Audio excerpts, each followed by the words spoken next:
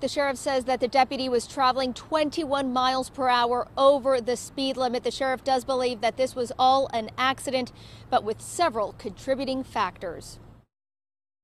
It was a Friday night. While hanging out with a friend, 15-year-old Josiah Pinner was killed on Florida Avenue at 124th Avenue when a deputy sped through. The deputy was traveling 66 in a posted 45-mile-per-hour speed limit. A week and a half after the deadly crash that was followed by heated community protests.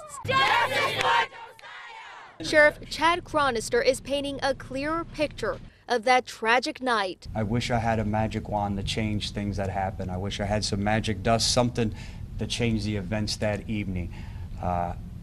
It was dark out. Our deputies were exceeding the speed limit, doing surveillance. The juveniles entered the intersection. There were a lot of factors that contributed to this event happening. According to the sheriff's office, the deputy was in an unmarked unit with the lights on, trying to, quote, catch up with other deputies farther up ahead. Investigators say Pinner and his friend were crossing against a red light and were not on a designated crosswalk.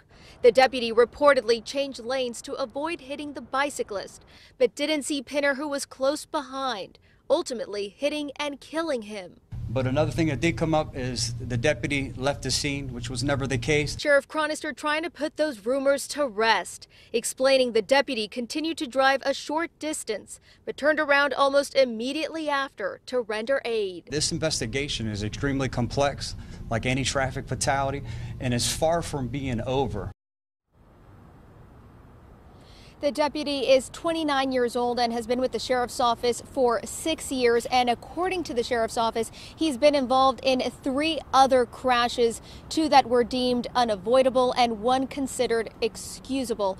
Now, once this investigation wraps up, it will be handed over to the Internal Affairs section for further review.